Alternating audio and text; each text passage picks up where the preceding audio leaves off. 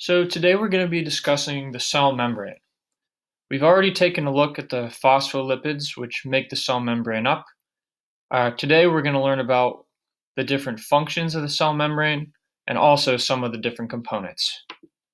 Before we start, the cell membrane is often called a fluid mosaic. It's a fluid because it actually doesn't stay still. It sort of flows and moves almost like a liquid would. And it's called a mosaic because we can see it's made up of all these different pieces. We've got the phospholipids shown in blue, the proteins shown in purple, which let certain molecules go in and out. And then we have these hexagons on the outside of the membrane, which are actually carbohydrates that cells use to recognize each other. And then there's these little sort of yellow things within the membrane itself. Those are cholesterol molecules, which we'll learn about as well. So quick recap of what a phospholipid is.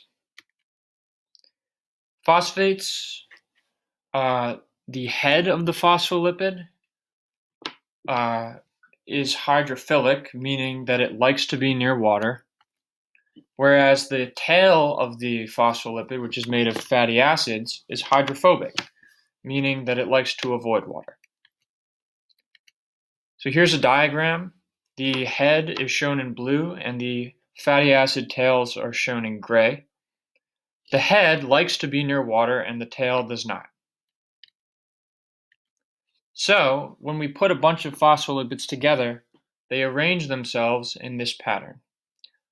We can see that the hydrophilic heads are oriented towards the water, or are pointing towards the water, whereas the tails are pointing away from the water and trying to stay as dry as possible. So this is what the phospholipid bilayer looks like that makes up the cell membrane.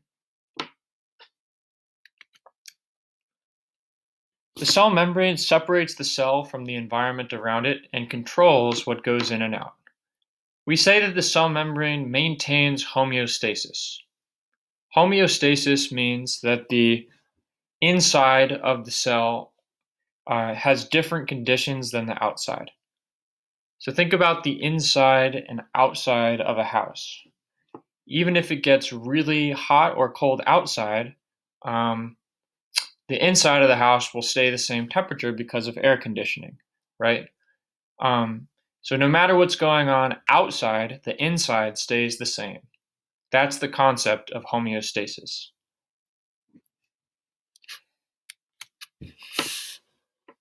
To understand the cell membrane, you need to understand polarity, which we've discussed briefly, but I wanted to mention again. Polarity refers to molecules that have some negative and some positive regions. So here we see a water molecule. We can see that the hydrogens are positively charged, whereas the oxygen is negatively charged. This would be an example of a polar molecule. Here's another example of a polar molecule. In this case, the left side of the molecule is positive and the right side is negative. The reason that this concept matters when we discuss the cell membrane is that only non-polar molecules can pass directly through the membrane. Why is that? So if we look at the cell membrane and we look at our phospholipid bilayer, the polar parts are the heads and the non-polar parts are the tails. Non-polar molecules repel polar molecules.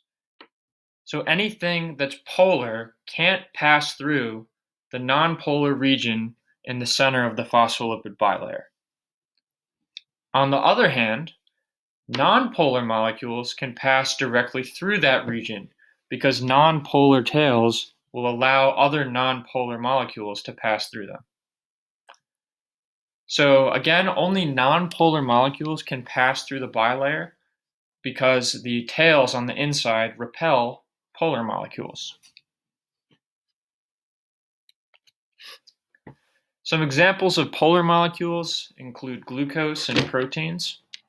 Glucose is a a type of sugar that's the cell's main energy source.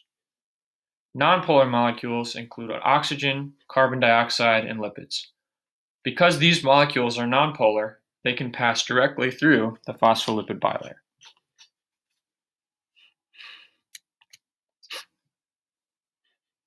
Polar molecules will often use something called a protein channel to get in and out of the cell.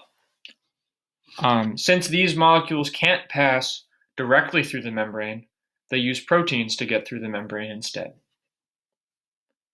So in this case, we have a protein shown in purple, allowing the yellow polar molecule to pass through the membrane without having to pass through the nonpolar region of the phospholipid bilayer.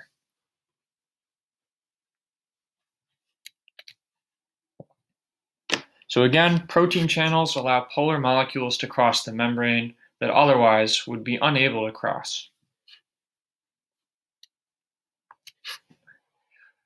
Lastly, a molecule called cholesterol helps the membrane keep its shape. So the cholesterol is labeled in the picture to the right. They basically prevent the cell membrane from freezing if it gets too cold or from falling apart if it gets too hot. We also can see, if we look at the phospholipid bilayer, some of the tails of the phospholipids are bent. We can see this in the image on the left. These bent tails space out the phospholipid bilayer and help keep the membrane fluid and prevent it from freezing.